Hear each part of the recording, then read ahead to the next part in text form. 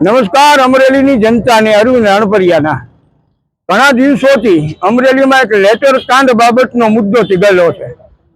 તેમાં એક પાયલ ગોટી નામની દીકરીની અડધી રાત્રે ધરપકડ કરવામાં આવે છે, જે ગેરવ્યાજબી ગેરબંધારણીય છે। તેમ છતાં પણ પોલીસે પોતાના નેતાને રાજી રાખવા માટે, એટલે કે કૌશિક વેકરિયાને રાજી રાખવા માટે જે કામ કરેલું છે તે અતિ નિંદનીય છે। અને એ અનુસંધાને આવતીકાલ તારીખ 16/1/2025 રોજ દેવરાજિયા મુકામે અમોએ એક બંગડી પેરામણી મનોરથ કાર્યક્રમનું આયોજન કરેલ છે। તો અમરેલી અને ગુજરાતની સર્વ જ્ઞાતિજનોને મારી નમ્ર અરજ છે કે આ કાર્યક્રમમાં પધારે અને દૂધનું દૂધ અને પાણીનું પાણી કરવા માટે આપના સહકારની જરૂર છે। આપ સર્વ પધારશો। અને લેટર કાંડનો મુખ્ય મુદ્દો ભ્રષ્ટાચાર, રેતી, દારૂ, અન્ય દરેક ડિપાર્ટમેન્ટમાંથી કૌશિકભાઈ વેકરિયા જે હપ્તા લે છે એવો આક્ષેપ કરવામાં આવેલો છે। જો આ આક્ષેપ ખરેખર ખોટા હોય તો કૌશિકભાઈ વેકરિયા જ્યારથી પણ આ લેટર કાંડ બહાર આવ્યું છે ત્યારથી ભૂગર્ભમાં ઉતરી ગયા છે। એટલે સ્વાભાવિકપણે ગુજરાતનો દરેક નાગરિક એવું માને છે કે કૌશિક વેકરિયા દોષિત છે ને છે જ। માટે અમરેલી પોલીસ, ગુજરાત રાજ્યના ડીઆઈજી વિકાસ સહાય સાહેબને પણ મારી પ્રાર્થના છે, કૌશિક વેકરિયાનો નાર્કો ટેસ્ટ કરવામાં આવે।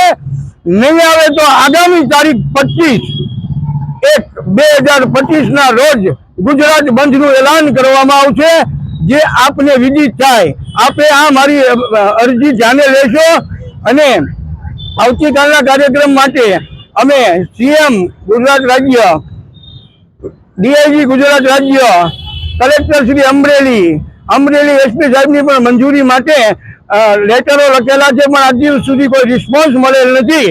માટે આ તમામ જે કોઈ ડિપાર્ટમેન્ટને મેં આ કાર્યક્રમ અંતર્ગત મંજૂરી માંગી છે। મંજૂરી આપે તો પ્રજાનો વિશ્વાસ કાયદા, કાનૂન અને વ્યવસ્થા ઉપર બની રહે છે।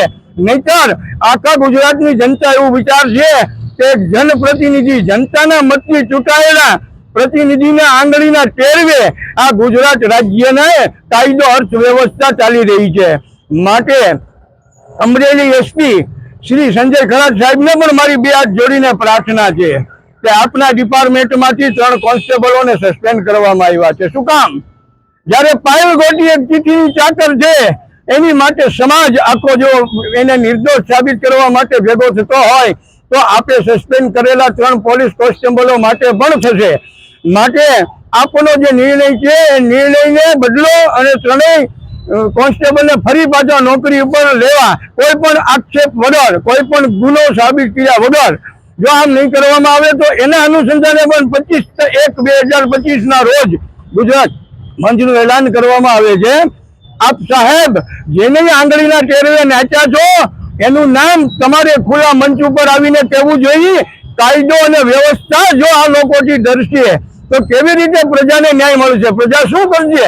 માટે રાય સાહેબને પણ વિનંતી છે કે આપને તપાસ સોંપવામાં આવી છે તો મુખ્ય મુદ્દો એક જ છે કે કૌશિક વેકરિયાનો નાર્કો ટેસ્ટ કરવામાં આવે, એટલે દૂધનું દૂધ અને પાણીનું પાણી થઈ જશે। લેટર કાંડથી માંડી ભ્રષ્ટાચારના જે કાંઈ આક્ષેપો લાગ્યા છે એ તમામ સામે આવી જશે। અસ્તુ, જય હિન્દ। રાજકોટ ચોકમાં અનેક કાર્યક્રમો વિરોધ પ્રદર્શન થયા, ત્યારે તમે કેમ મીડિયા સમક્ષમાં આવ્યા? ના, ત્યારે મને એવું લાગતું હતું કે દરેક સમાજ, ખાસ કરીને પાટીદાર સમાજ, ત્યારે સમર્થનમાં જોડાણા હતા તમે? ના, નહીં જોડાવાનું કારણ મને ખબર જ હતી કે આ જે અમારો સમાજ, પાટીદાર સમાજ, એ ફક્ત ને ફક્ત નામ મેળવવા માટે થઈને ભેગો થાય છે। ખરેખર દીકરીને ન્યાય અપાયો નથી। દીકરીને તો શ્રી સરકારે કાયદેસરના જામીન આપ્યા છે, કોઈ પ્રકારે નિર્દોષ છોડવામાં નથી આવી। ટ્રાયલ દરમિયાન જ નિર્દોષ છૂટશે।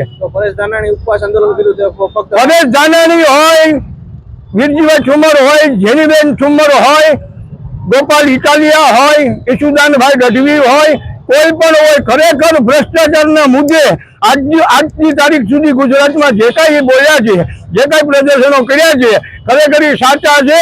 તો આવતીકાલ 16/1/2025 રોજ દેવરાજિયા મુકામે આ તમામ હસ્તીઓ હાજર હશે તો ગુજરાતની જનતાને વિશ્વાસ બેસે કે ખરેખર આ લોકો ભ્રષ્ટાચાર વિરુદ્ધ લડાઈ લડે છે। નાટક હતું કે અન્ય કઈ હતું? મને તો અત્યાર સુધી નાટક જ લાગે છે। કાલના કાર્યક્રમમાં પધારે તો ખબર પડે કે ખરેખર આ લોકો ભ્રષ્ટાચાર વિરોધી હતા, ભ્રષ્ટાચાર વિરોધી લડાઈમાં લડે છે નહીં, પોતાના અંગત રોટલા શેકવા માટે લડાઈ લડતા હોય એવું સ્પષ્ટપણે મને જણાઈ આવે છે. આવતીકાલના કાર્યક્રમમાં જો તમામ નેતાગણ હાજર રહેશે તો ગુજરાતની જનતા એને ફૂલડે વધાવશે આવનારા સમયમાં.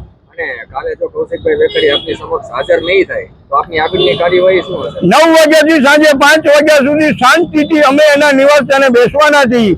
કૌશિકભાઈ વેકરિયા બંગડી પહેરવા આવે તો ઠીક છે, ન આવે તો ઠીક છે, છેલ્લે બંગડીઓ એના નિવાસસ્થાને મૂકી અને શાંતિથી અમે અમારા ઘરે જતા રહીશું.